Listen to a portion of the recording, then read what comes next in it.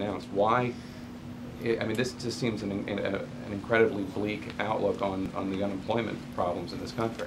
Well, again, Jake, we've lost, before any revisions tomorrow, the recession has cost us 7 million jobs. I'll bring and update the graph that I brought out here a few times that show the sheer depth of job loss over the many months of the recession. Look, I think if you go back and look at, it was an article I think around the Christmas holidays that demonstrated that roughly there had been very little to no job growth in the past decade. So we've got to figure out how to create economic growth and ultimately create jobs in an economy that isn't dependent upon the examples that I used a minute ago. Easy credit that allows housing speculation, or people that can get but shouldn't get loans to buy houses. These numbers are more bleak than other numbers you guys have put out before. I mean, these are much more pessimistic than previous projections. Well, again, Jake, understand that when we walked in the beginning of the administration, no one presumed that 741,000 would be the number of jobs lost in January of 2009. And certainly if you average what happened in that first quarter of 2009, an average of about 700,000 jobs, 700,000 jobs a month for each of the 3 months of that quarter. Understanding this, that I don't have the figures right in front of me, but the economic growth for that first quarter was negative 6.4%. The previous quarter was, I believe, and I'm doing this largely off the top of my head, negative 5.5%. We hadn't had consecutive quarters of such economic retraction since the Great Depression. So we've got a tremendous hole to fill in. And I think that's why the president spent a majority of his State of the Union speech asking that Congress, each party, work together with the other to move forward on helping to create jobs, on assuring that stronger and new foundation.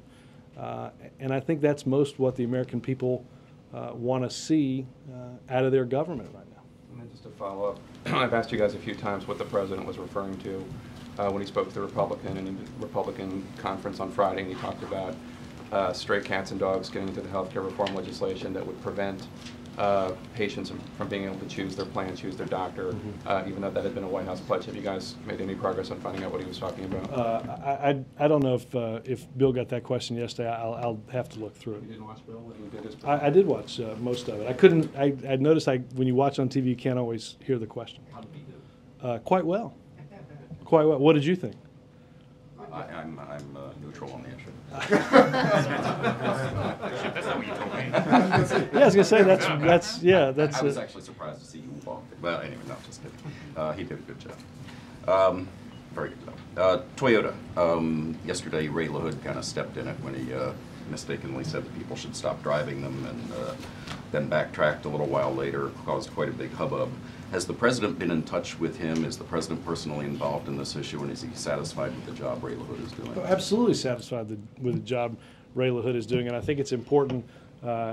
Understanding Chip, after making a misstatement, he did what's not done a lot in this town, and said he made a misstatement, and then corrected what he had said, and was clear that if you go on certain websites, if you go on NHTSA's website, nhtsa.gov, or if you go on Toyota's website, you'll see which cars are impacted and affected by safety concerns.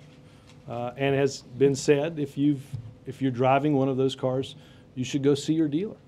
Is the president involved in any way, or has this not risen to his level? No, he's certainly seen reports and been briefed on what's going on, simply based on the breadth of what we're talking about. There have been a number of reports that what's bad for Toyota is good for GM and Ford. Any thoughts on that? Well, what's bad for Toyota is bad for anybody that's driving a Toyota. And safety and security are the primary concerns of the national, of NHTSA the Department of Transportation and the President of the United States. What does all this mean for GM and Ford, which are both still at pretty precarious moments in their history? Well, Ford I think last quarter reported a profit. I think GM is taking steps to turn around from the bankruptcy that they went through earlier. But Would you expect them to aggressively try to take advantage of this Well, weakness on Toyota's part? you know, I mean, it's a that- cutthroat world out there in the car business. that's a good question for the men and women that run both of those car On the companies. jobs bill, Harry Reid says he wants to bring it up on Monday, and he is hoping for Republican support. If they structure this in a certain way, they could almost assure themselves of getting some Republican support. Is the president going to insist on that there be Republican support? Well, I think the president could not have been clearer in the State of the Union, in speaking to both Democrats and Republicans that we have to work together to get our economy moving again. I think there are ideas in helping small business and cutting their taxes, in increasing our investment in infrastructure. Several ideas that Republicans have supported at various points in the past and pointed to as ways to help the economy recover and hopefully over the medium to long term create jobs. So our strong hope, Chip, is that Democrats and Republicans can and will work together to move this important issue forward to get something to his desk Well, quickly. when he meets with them later today, he could say, no ifs, ands, or buts. I want this structured in a way that you get Republican support on this thing, or I won't sign it. Well, Chip, he told that to Democrats and Republicans over the past week that we should work together. But Chip, this isn't just a question for the Democratic leadership or for a Democratic president. We also have to have, as I think you heard the president outline when he spoke with Republicans last Friday in Baltimore, and I think this is true going back to your question, I doubt that everybody has liked every word of every piece of legislation that the president has watched go through Congress and sign. And it's not likely that he liked every word in every one of those pieces of legislation. But the key is, do we have and share enough in common? Are these ideas good ideas to get the economy moving again? To stop playing partisan political games and work on behalf of the American people? Given what the president outlined in cutting taxes for small businesses, increasing investment in infrastructure, both things that Republicans have talked about, I have no doubt that there will be plenty in any package that can and should garner support from the Democratic side as well as the Republican side. Chuck. Business leaders today, given the president advice on what it should be on job creation, did he take any? I have not gotten a readout from, I think the lunch started at noon. You all should have gotten lists of who was there, and I'll try to glean some from the president at the conclusion of the lunch. All right, back to healthcare and your answer on Sherrod Brown. He's not alone.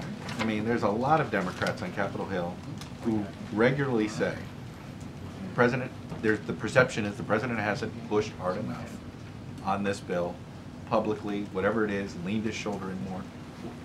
If that's not true, why is that perception there? These are not. I would just These say, are not bomb Chuck, throwers. Sherrod Brown's not a bomb thrower. I would just say, Chuck, we've gone over the question of the president's involvement in health care for 6 months.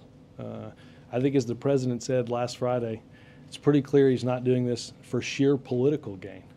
I doubt that we could be continuing to do this if it weren't a key priority of his. But it seems to be that where the message is getting lost there. Apparently, he uses the word hope to get this done, that there isn't this idea that he's there, Well, pulling an LBJ or something like that. Well, I think there's either.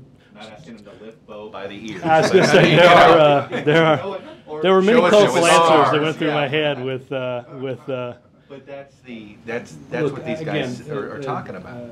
The last LBJ added